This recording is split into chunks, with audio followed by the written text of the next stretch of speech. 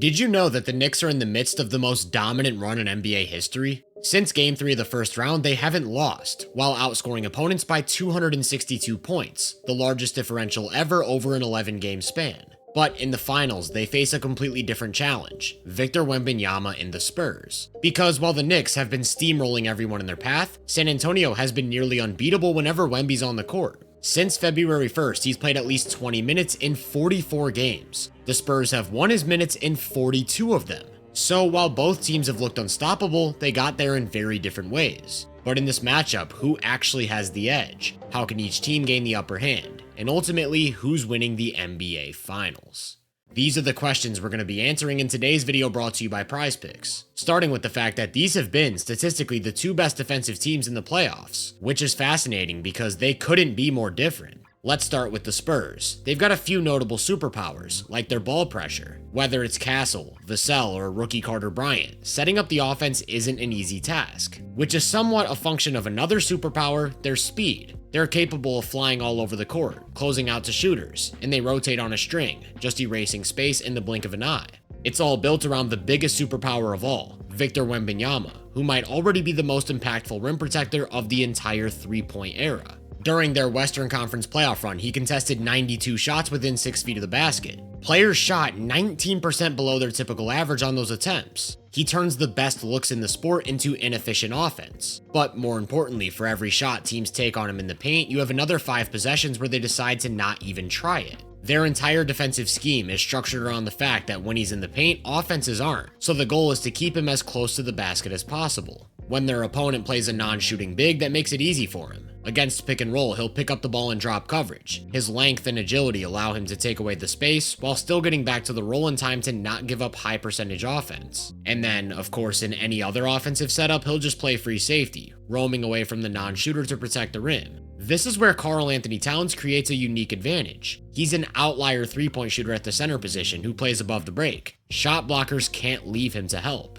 That leaves the Spurs with a couple options. One is to keep Wemby low. That's what we saw for most of the OKC series, as well as the first 2 rounds. What they'll do is switch matchups behind the play so that he can guard whoever's on the baseline. Now he's always in position to help. Teams have tried to attack this by putting their best shooter in the weak side corner and making him think twice about helping. But that's where their speed as a unit comes into play, because they'll send Wemby to the paint, then rotate around him to run shooters off the line. In order to beat those closeouts, you either have to hit threes in tighter windows or play off the catch, get funneled back into Wemby and score inside the arc, or make the right decision to keep them in rotation. Once again, I think the Knicks have a unique advantage here, starting with the surplus of options they have for corner three-point shooters. Using the last 2 years to get a larger sample, it's clear that they've got weapons. The most likely options are OG and Bridges. Both have been elite corner shooters, and maybe more importantly, they can be trusted to put the ball down, attack closeouts, and access the mid-range. If they want to get creative, they can put Brunson or Cat in the corner, making them close to their most dynamic offensive threats. Or they could go for more of a quick trigger, pure shooter angle with Landry Shamet, who's been lights out throughout this entire run.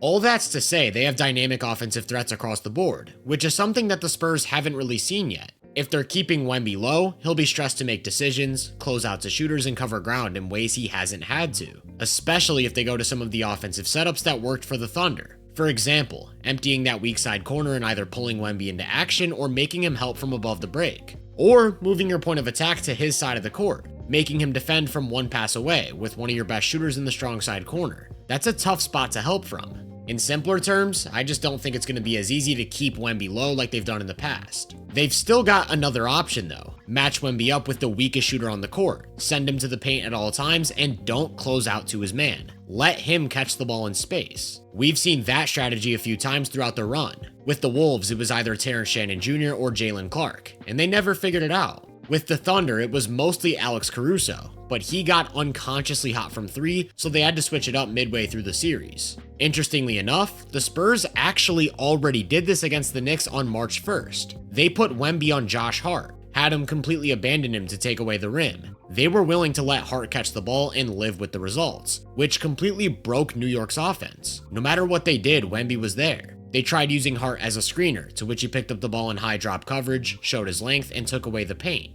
They tried using Hart as the hub of their offense, to which he just dropped way back, played cutters, and continued to take away the paint. I think this right here will end up being the biggest chess match in this series, because I want you to think about what New York's offense looks like if they can't figure out the Josh Hart problem. The Spurs would be able to switch across the board. You're no longer worried about Cat posting up a guard as long as a rim protector's there. And the same goes for Brunson in isolation. Even if he's handpicking a matchup and they're spreading the floor to give him as much space as possible. As long as you press up and take away the pull-up three, then funnel him into Wemby, he'll be forced into really tough shots. Beyond the isolation play though, if they try to run through Cat up top, his value as a floor spacer is completely nullified. The paint isn't vulnerable, which means shooters aren't a problem either. Wemby being at the rim takes away everything that makes the Knicks such a dominant offense. However, this isn't anything they haven't seen. Of course, he's an anomaly, but if you remember, the Cavs did something similar, putting Jared Allen on Hart. In game 1, that caused serious problems, but after that they figured it out with a few simple concepts. The first was letting Hart empty the clip and seeing what happens. He came into game 2 straight gunning, and he shot 5 of 11 from 3. Then after making them pay for leaving him open, he started to draw some closeouts, which created opportunities for him to play off the catch. He's a pretty skilled driver and passer. Even more than just having him shoot the 3-ball with volume, they attacked roaming with floor alignments, which is what this series will be all about.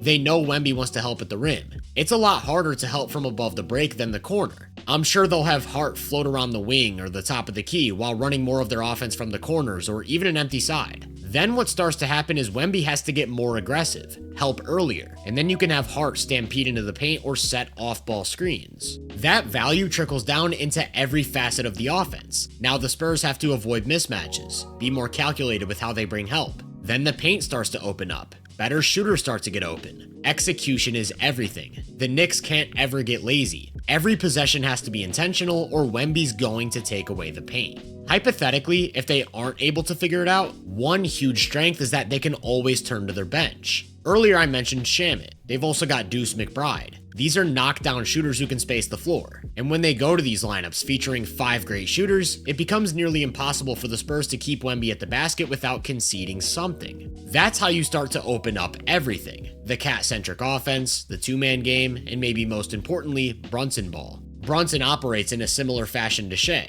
They'll go to lots of isolation alignments on an empty side or from the middle of the floor with nobody on the wings. But there are a couple of distinct differences. For starters, Brunson's a way better pull-up three-point shooter. So while the Spurs were comfortable giving up those shots last round, now they have to be a point of emphasis. I also think he's a better passer than Shea. His lower center of gravity allows him to access higher leverage angles, and he's much better at anticipating openings on the weak side, so he can do a better job of countering certain looks. The biggest difference though is the talent around him. The Knicks are loaded with dynamic off-the-catch players in a way the Thunder weren't, especially after losing J-Dub and AJ Mitchell. So I wonder if the Spurs will be able to defend Brunson from a team standpoint like they did Shea.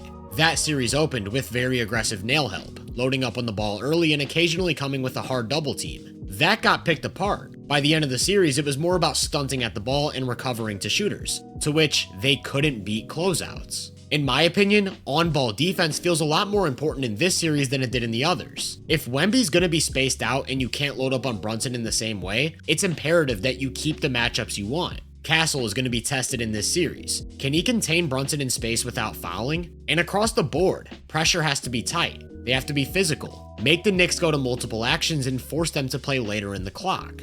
I do want to say though, there are major disadvantages that come with taking Josh Hart off the court. Most of them come defensively, which we'll talk about in a bit, but there are some on offense, particularly his ability to push pace. He's the team's best transition creator. His grab and go game speeds up the offense. They don't want to lose that presence unless absolutely necessary. Because anytime the Spurs are able to set their defense, regardless of how much space you have to operate, it's a win because they're so dominant. Up until this point, the average defensive rating in the playoffs has hovered a little under 113. With Wemby on the court, the Spurs have held teams to just 102, historic stuff. But with Wemby on the bench, they've actually been below average, which is something else I want to circle back to in a bit. For now, the main thing I want to focus on is that Mike Brown will, at times, have to choose between Hart's added ability to push pace or the extra shooter. However, they can create a different, more unique advantage by going to Mitchell Robinson. I think there's a chance we'll see more double big units than in prior matchups, which is interesting because in theory, Robinson shouldn't work against the Spurs. His presence takes all of the guesswork out of their defensive strategy. You no longer have to worry about keeping Wemby low.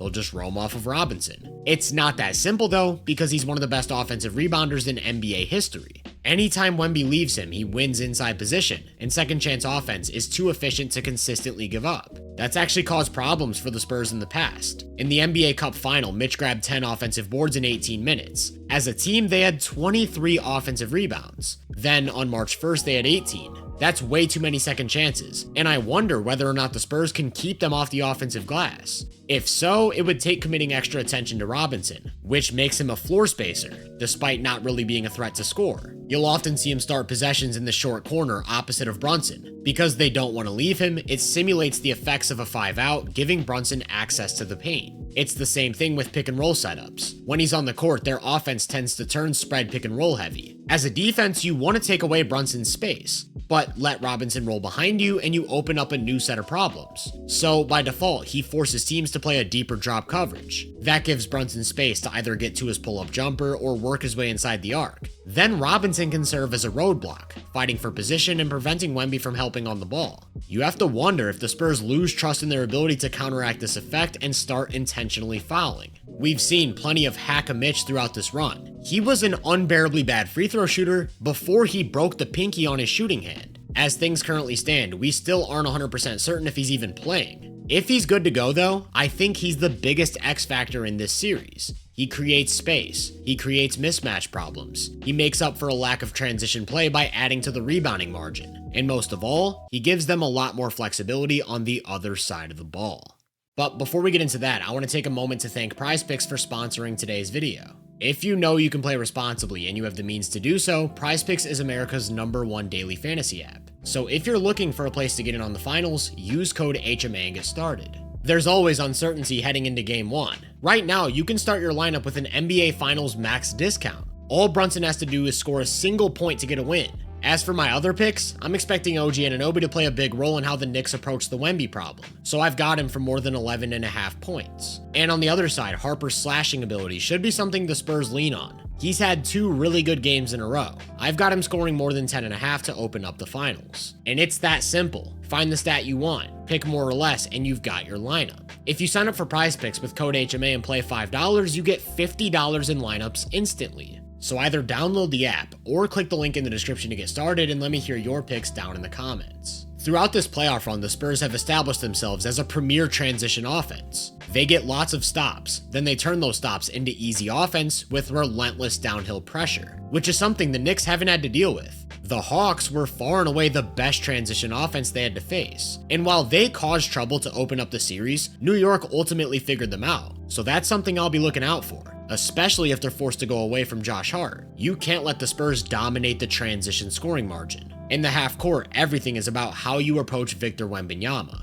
Historically, OG Anunoby has fared pretty well against him individually. Between his center of gravity, lower body strength, and length, he can match up in the post, but without sacrificing foot speed or hip mobility, so he can also match up on the perimeter and contain drives. Of course, Wemby can just shoot over him whenever he wants. Those are the shots that you have to be willing to live with. Wemby's scoring isn't the issue though. It's the way the threat of his scoring opens up everything for the rest of the offense. You can't let him get the ball within 10 feet of the basket, which makes you go to extreme measures. Where they've had problems with OG is when Victor starts running around. In the pick and roll, the Knicks don't want to switch, but when OG drops back, he's not big enough to play in between the ball and the roll, leading to easy offense at the rim. It's the same thing when Wemby plays from the baseline.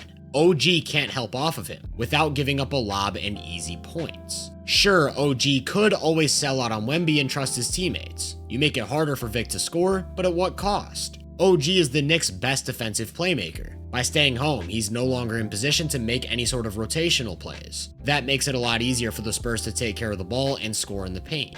He's also their best on-ball defender. Again, if he's matched up with Wemby, he's no longer in position to contain San Antonio's guards. Now it's easier for them to get downhill, draw help from the perimeter, and open up shooters. While I think we'll see OG on Wemby at times, maybe even to start the series, that strips away some of his most valuable skills, and enhances Wemby's value as a decoy. In certain situations, it makes more sense to play him straight up, put Cat on him. Although, that just poses a different challenge. In past battles, the Spurs have attacked that matchup by pulling Cat into action and having Wemby roll behind him. To prevent the lob, help has to come from the weak side, and that's an easy way to get the Knicks into rotation. Now, they're a very good defense in rotation, But the Spurs are very good at beating rotations, with the drivers and passers to get the ball where it needs to go. They just need to knock down shots. I think the single biggest swing factor for their offense is going to be the shooters. We know the Knicks are an aggressive corner defense. They like to help, especially against big rollers. The Spurs are going to have opportunities. Can they make the most of them?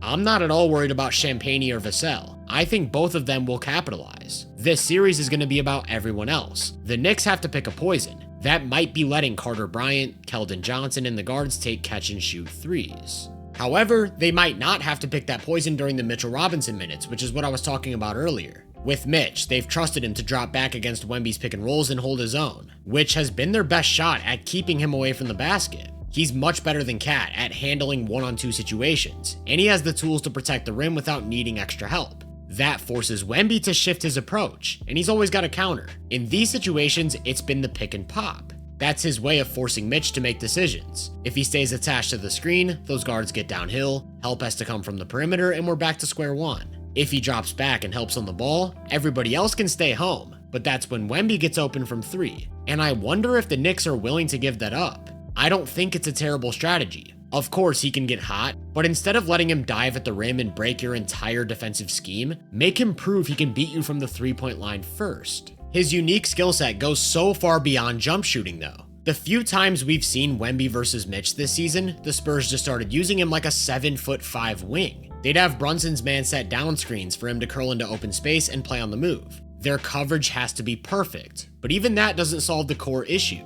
Because while Robinson, their best rim protector, is worried about fighting through a screen, those guards are busy using all of that open space to get downhill. It sorta goes without saying, but the single most important variable for New York's defense is the ability to contain drives. Throughout the playoffs, they've done an incredible job. Again, they haven't seen an offense like the Spurs with these big, physical slashers. And that's why I think Josh Hart is so important. He's big, long, and strong in ways that Shamet and McBride just aren't. Neither are bad defenders, but they're more susceptible to bumps and just can't handle contact in the same way. Not to mention that Hart's been one of the team's most important turnover generators. In a matchup where the margins are razor thin, an extra deflection or an easy run out after a steal can go a long way. More than anything though, there's a gargantuan difference in the rebounding department. Anytime Hart isn't on the court, the Spurs have an opportunity to even out that margin on the glass by having their wings crash. If they can create second chances, their three-point shooting isn't nearly as important. All of this thought about containing drives, avoiding mismatches, and closing possessions makes me think about Brunson. The Knicks have been nearly flawless when it comes to protecting him against offenses that want to pull him into action, whether they're having him show and recover, or letting him switch onto the ball and loading up behind the play.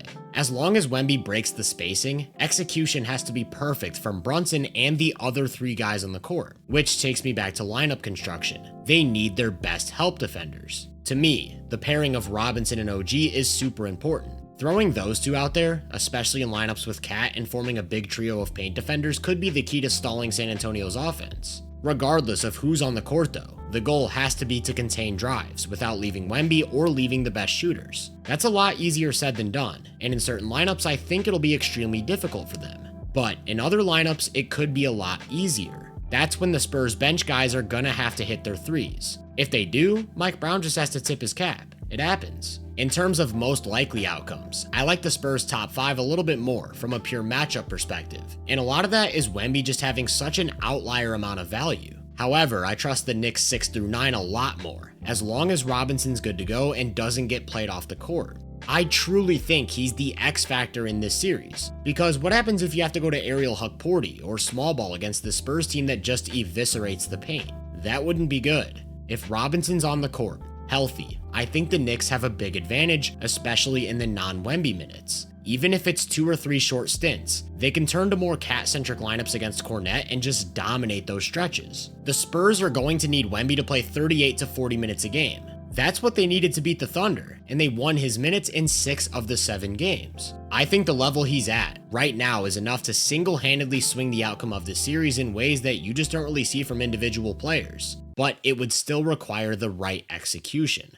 Offensively, you want to find ways to make the Knicks overcommit help to the paint. which will leave them with opportunities to win from the three-point line. The way you do that is by finding mismatches to attack in space, getting Wemby free around the basket, and getting on the offensive glass. Defensively, they want to keep Wemby as close to the rim as possible, and they have to do a good job of containing the ball to not get into rotation. That way, they can keep New York's best shooters from getting open. In an ideal world, they're able to play both Hart and Robinson off the court. If they do that, they should be able to even out or even win both the transition scoring and rebounding battles, which are two huge categories in this matchup. As for the Knicks, it's a lot of the inverse. They want to manipulate space and find alignments that pull Wemby away from the basket. That would require great decision making off the catch to beat rotations, and finding ways to make both Hart and Robinson useful on offense, which would greatly benefit their transition scoring as well as their rebounding. On defense, they have to get back in transition. Don't let the Spurs get anything easy. In the half court, they need to avoid mismatches, contain drives, and keep Wemby away from the rim without leaving their best shooters.